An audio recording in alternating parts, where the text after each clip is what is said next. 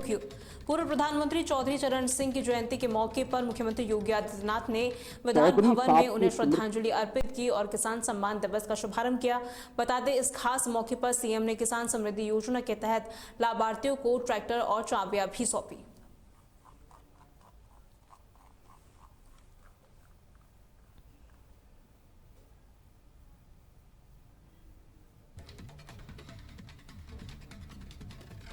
बहराइच में राष्ट्रधारा संगठन के अध्यक्ष करण सिंह के नेतृत्व में हिंदू समाज ने बांग्लादेश में हो रहे अत्याचारों के विरोध में प्रदर्शन किया। संगठन ने बांग्लादेश में हिंदुओं के साथ हो रहे अत्याचारों पर गहरा दुख और रोष व्यक्त किया। इस दौरान करण सिंह ने भारत सरकार की नीतियों पर सवाल उठाते हुए कहा कि सहायता भेजने के बावजूद हिंदुओं की सुरक्षा सुनिश्चित नहीं हो पा रही है। करण सिंह है और हम राष्ट्रधारा के राष्ट्रीय अध्यक्ष हैं और बाकी हम सब साथ में हैं, सब हिंदू भाई बंधु हैं। और हम लोग बहुत आहत हैं कि पिछले डेढ़ वर्षों से लगातार हिंदुओं का नरसंहार बांग्लादेश में हो रहा है। और हमारी सरकार क्या कर रही है, अभी इन्होंने दिसंबर 24 और फरवरी 25 में 2 लाख किलो चावल की सहायता भेजी व अन्य सहायताएं लगातार हमारी सरकार बांग्लादेश को भेज रही है। और बदले में हमारी सरकार सवाल नहीं कर रही है कि यहाँ पे हिंदुओं के नरसंहार क्यों हो रहा है। हमारी सरकार जागे, सैन्य कार्रवाई करे और आम आदमी पार्टी के सांसद संजय सिंह इन दिनों रामपुर से अमरोहा तक वोट बचाओ संविधान बचाओ यात्रा निकाल रहे हैं। यात्रा के दौरान उन्होंने केंद्र सरकार पर महंगाई और बेरोजगारी को लेकर तीखा हमला बोला और कहा कि बुनियादी सुविधाएं मुफ्त मिलनी चाहिए। इस दौरान उन्होंने आरोप लगाया कि सरकार विपक्ष को दबाने के लिए ईडी और सीबीआई जैसी एजेंसियों का दुरुपयोग कर रही है। उत्तर प्रदेश में करीब 3.5 करोड़ वोट काटने की तैयारी है। मोदी योगी की डबल इंजन की सरकार के द्वारा और चुनाव आयोग उनके इस अपराध में पूरी तरह से उनके साथ मिला हुआ है। पूरे देश में 40 से अधिक बीएलओस की मौत हो चुकी है। दबाव बना के उनसे गलत काम कराया जा रहा है। आपके जनपद मुरादाबाद में जहाँ से ये यात्रा गुजर रही है वहां पे भी एक बीएलओ की मौत हुई और पूरे प्रदेश में अलग अलग जगहों पे बीएलओस की मौत हुई है। तो ये वोट चोरी तो बहुत बड़ा मुद्दा है जिसके खिलाफ ये यात्रा है। और बाबा साहब डॉक्टर भीमराव अंबेडकर जी ने जब देश का संविधान लिखा तो सबसे बड़ा अधिकार उन्होंने वोट का अधिकार दिया और आम आदमी के पास वोट का अधिकार है। इसी कारण से प्रधानमंत्री हो, मुख्यमंत्री हो, सांसद हो, विधायक हो, सबको जनता के आगे झुकना पड़ता है। तो अगर ये अधिकार ही छीन लिया जाएगा और इस पे वोट चोरी कर ली जाएगी। जौनपुर में कोडिन कप सिरप के अवैध कारोबार के आरोपी भोला जायसवाल को कड़ी सुरक्षा के बीच कोर्ट में पेश किया गया। वहीं सुनवाई के बाद मुख्य न्यायिक मजिस्ट्रेट ने आरोपी को 5 जनवरी तक के लिए न्यायिक हिरासत में जेल भेज दिया है। कोर्ट में खुलासा हुआ कि कप सिरप की खरीद बिक्री के लिए जो फॉर्म दिखाए गए थे वे पूरी तरह फर्जी पाए गए थे। साथ ही दस्तावेजों में जिस ट्रक की सप्लाई दिखाई गई थी वो असल में एक बाइक और ऑटो के नंबर थे, जिसके बाद सरकारी वकील ने इसे एक संगठित अपराध बताते हुए सख्त सजा की मांग की है। कोडिन कप सिरप इसमें मैंने ड्रग को रिप्रेजेंट किया और मैंने बताया कि साहब ये सब उसके नेशनल लेवल पे लोगों ने फ्रॉड किया है और केवल पैसे का आदान प्रदान हुआ है माल का नहीं। जौनपुर में जितनी भी फर्में इन्होंने बनाई हैं वो सब फर्जी हैं, यहाँ कोई माल नहीं आया है और पैसा सब इन्होंने दिया है। जो भी इन्होंने व्हीकल्स के नंबर दिए हैं वो कोई भी ट्रक वाले मिले नहीं, बल्कि वो सब दूसरे थे, ऑटो बाइक वगैरह से इन लोगों ने किया है। कोर्ट ने इसी पे संज्ञान लेते हुए 5-1 तक के लिए इनको रिमांड जौनपुर को दिया है। कोडिन कप सिरप इसमें मैंने ड्रग को भीम आर्मी चीफ और नगीना सांसद चंद्रशेखर आजाद ने अमरोहा के जलालपुर थाना गांव में एक शोक सभा के दौरान बीजेपी सरकार पर जमकर निशाना साधा। इस दौरान उन्होंने सरकार को गुंडों की सरकार बताते हुए कहा कि प्रदेश में हालात बदलने की जरूरत है, सिर्फ योजनाओं के नाम पर बदलने से कुछ नहीं होगा।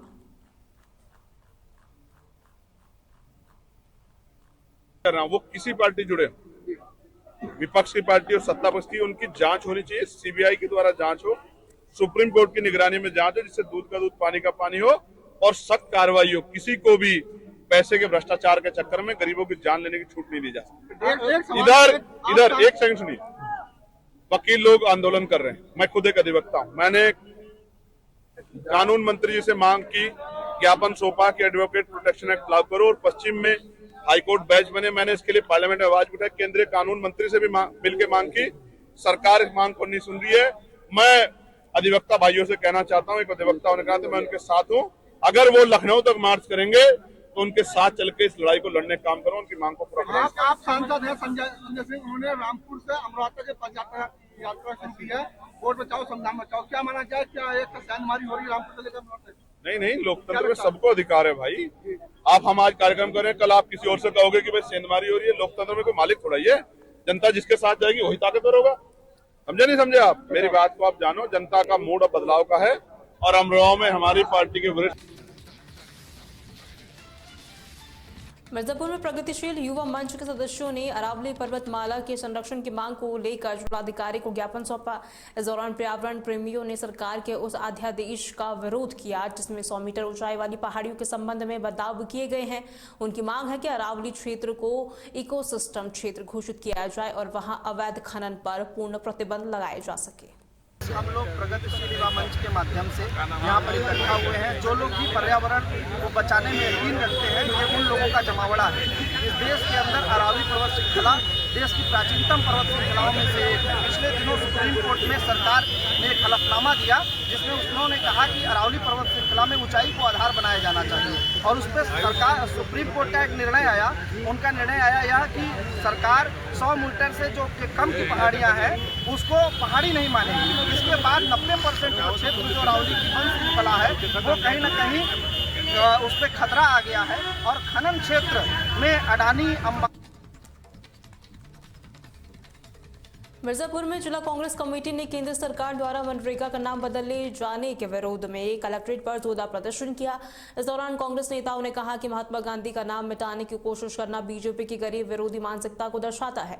वहीं पूर्व विधायक भगवती प्रसाद चौधरी ने कहा कि मनरेगा कानून डॉक्टर मनमोहन सिंह के समय करोड़ों गरीबों को रोजगार देने के लिए बनाया गया था। साथ ही प्रदर्शनकारियों ने आरोप लगाया कि सरकार महापुरुषों का अपमान कर रही है।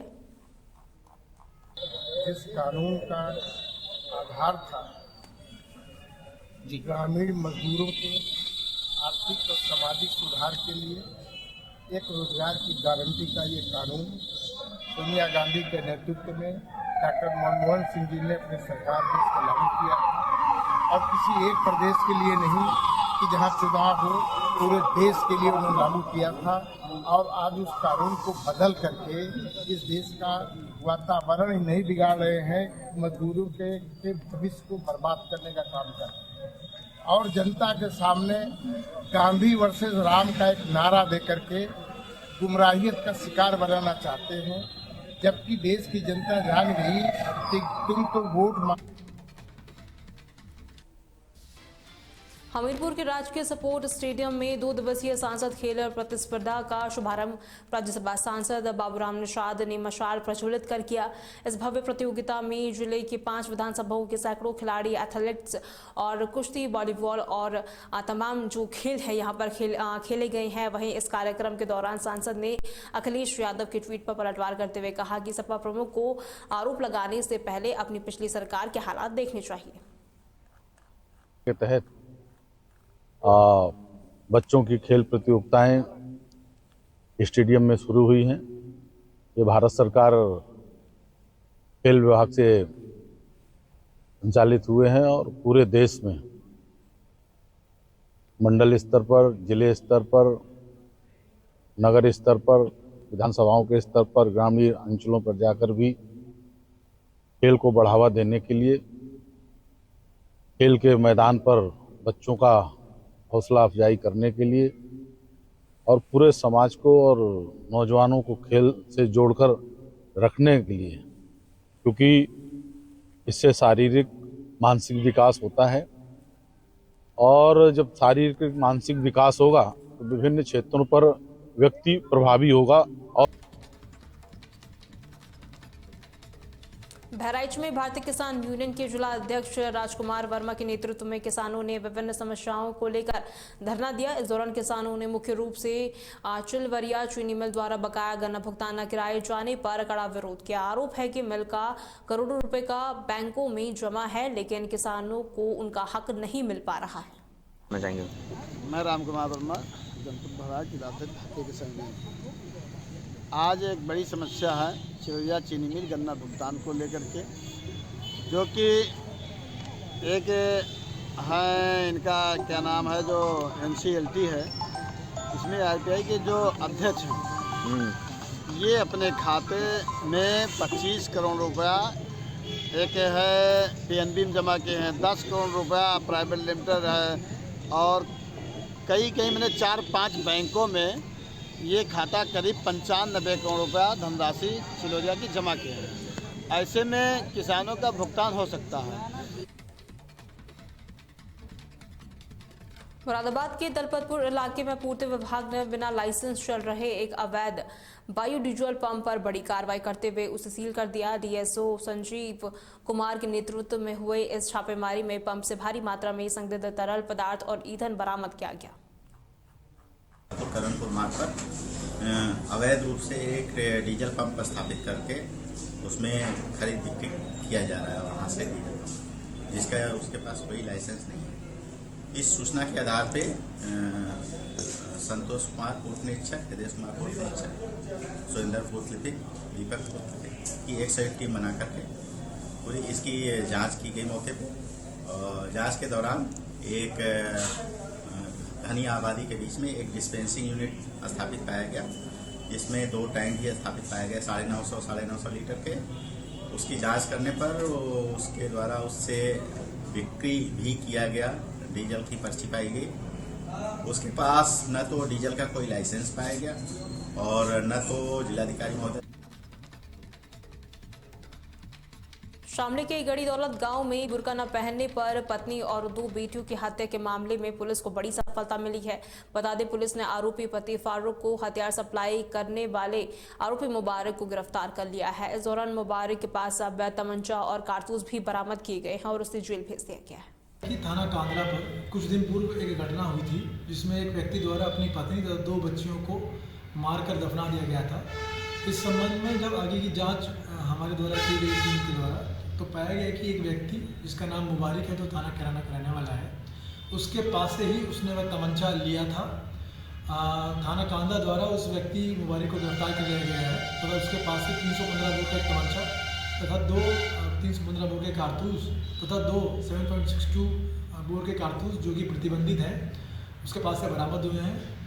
इस संबंध में सुसंगत द्वारा मुकदमा पंजीकृत कर आगे की आवश्यक कार्रवाई की जा रही है तथा आगे की और जांच प्रचलित है। किसको दिया था तमंचा तुमने? फारूक को। फारूक कहाँ गया? अच्छा, क्या करा उसने उस तमंचे से? शामली प्लॉट पे झगड़ा चला। किसके प्लॉट पे? उसी का। तो कितने तमंचे दिए आपने उससे? बांदा पुलिस ने एक अंतर्राज्यीय चोर गिरोह का भंडाफोड़ करते हुए मध्य प्रदेश के 2 शातिर चोरों को गिरफ्तार किया है। बता दें, ये आरोपी भीड़भाड़ वाले इलाके में गिरोह बनकर चोरी की घटनाओं को अंजाम देते थे। वहीं करीब 1 हफ्ते पहले इन्होंने एक व्यक्ति से 1.5 लाख रुपए चोरी किए थे, जिसके बाद पुलिस इनकी तलाश में थी। जब एक बदौसा निवासी व्यापार करके वापस लौट रहा था, तो उसकी मोटरसाइकिल से 3 नाविकों द्वारा उसके पैसे चुरा लिए गए, जिसकी सूचना मिलती ही त्वरित रूप से कार्रवाई करते हुए समुचित धाराओं में FIR पंजीकृत की गई। साथ ही 3 टीमों का गठन किया गया। समस्त इलेक्ट्रॉनिक और भौतिक साक्ष्यों के संकलन के उपरांत 2 अंतर्राज्यीय गिरोह के चोरों को पकड़ा गया है और उनके पास से चोरी के 1.5 लाख में से 1,40,000 रुपये बरामद हुए हैं। एक अभियुक्त फरार है और इनके पास। बहराइच में थारू जनजाति के लोगों ने छात्रावासों में प्रवेश की समस्या को लेकर जिलाधिकारी कार्यालय पर प्रदर्शन किया। थारू संगठन के अध्यक्ष बीजू चौधरी का आरोप है कि अनुसूचित जनजाति के लिए आरक्षित हॉस्टल में अन्य जातियों को प्राथमिकता दी जा रही है। इस दौरान समुदाय ने डीएम को ज्ञापन सौंपकर मांग की है कि नियमों के अनुसार केवल ST वर्ग के बच्चों को ही प्रवेश दिया जाए। हमारा नाम बेचन चौधरी। क्या है आप? मैं थारू संगठन का जिलाध्यक्ष। काफ़ी संख्या में आप लोग डीएम साहब के यहाँ हैं कार्यालय में, क्या है मांगे, क्या बताना चाहेंगे? यहाँ मांगे हमारे ये है कि यहाँ करीब 150 बच्चियाँ पढ़ते हैं हमारे क्षेत्र का, और इन लोगों का छात्रावास आवास के लिए जो है जो अनुसूचित जनजाति के लिए मिलना था वो जो नहीं मिल पा रहा है। छात्रावास में देखते हैं तो अन्य कास्ट के जो है बच्चियाँ बैठ रहे हैं, रुक रहे हैं। और बहराइच के ग्राम पुरैना अमृतपुर में मंदिर परिसर की सरकारी भूमि पर अवैध कब्जे को लेकर ग्रामीणों में भारी रोष है। ग्राम प्रधान प्रतिनिधि ने अधिकारियों से शिकायत की है कि कुछ लोगों ने हरिजन आबादी वाले सार्वजनिक भूमि पर झुग्गियां बना ली है। वहीं ग्रामीणों का आरोप है कि विरोध करने पर कब्जा करने वाले लोग मारपीट और विवाद पर उतारू हो जाते हैं। 6-7 दिन पहले वहाँ कुछ मंगता बिरादरी के लोग हरिजन आबादी पे कब्जा कर लिए, झुग्गी झोपड़ी बनाकर कब्जा कर लिए, ज़बरदस्ती मारपीट पर मादा हो जा रहे हैं। तो क्या चाहते हैं?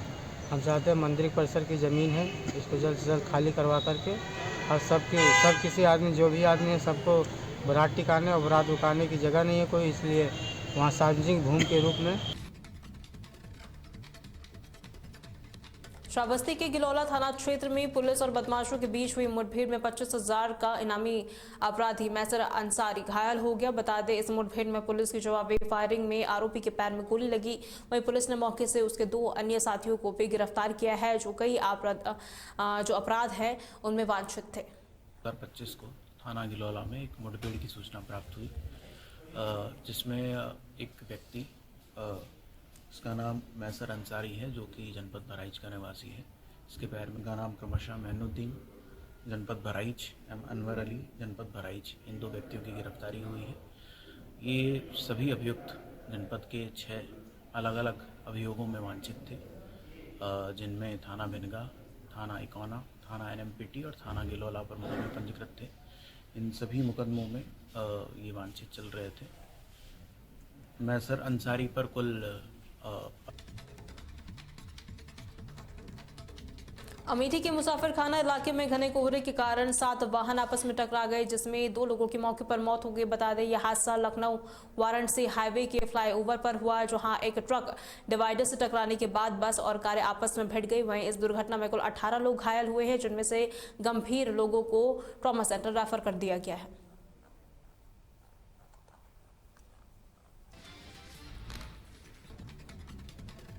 उन्नाव की थाना बाकी पुलिस ने क्षेत्र में सक्रिय एक शातिर चोर गिरोह का भंडाफोड़ करते हुए 4 अभियुक्तों को गिरफ्तार किया है। पुलिस अधीक्षक के निर्देशन में की गई इस कार्रवाई में आरोपियों के कब्जे से चोरी किया गया काफी सामान भी बरामद हुआ है। बता दें, पकड़े गए सभी अभियुक्तों के खिलाफ संबंधित धाराओं के तहत मामला दर्ज कर लिया गया है।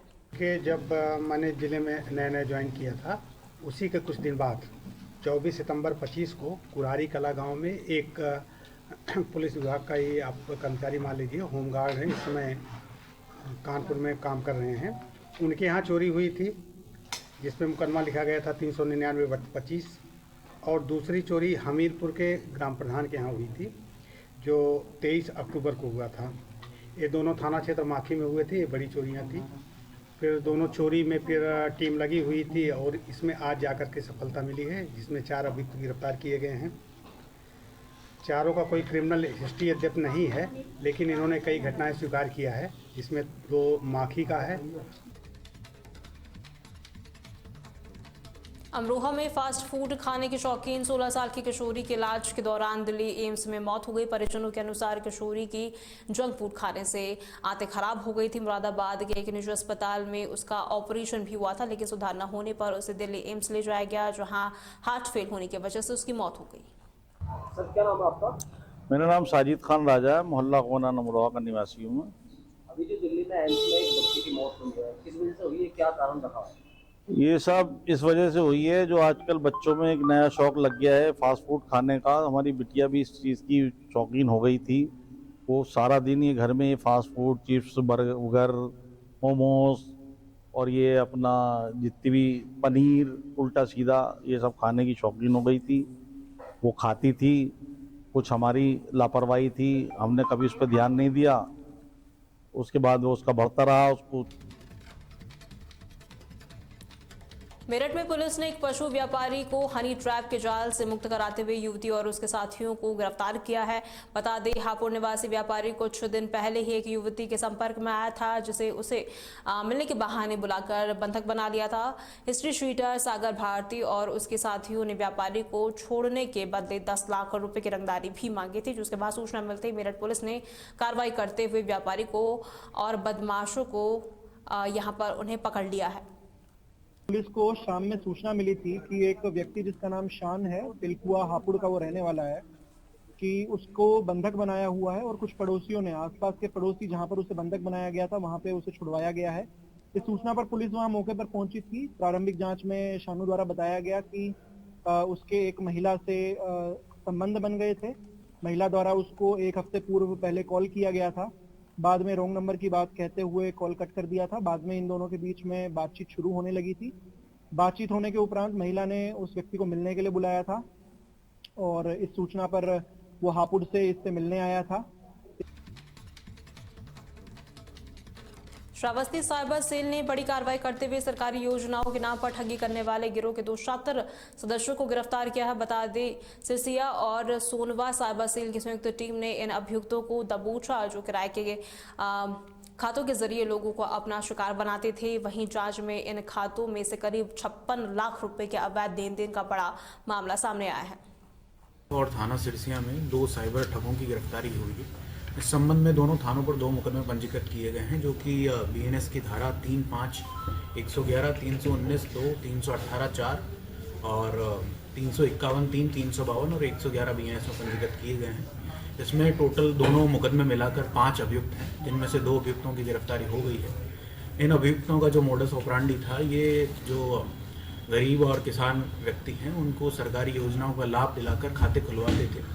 उनको बताते थे कि तुम्हें इन खातों से इतना अमाउंट का तुम्हें लाभ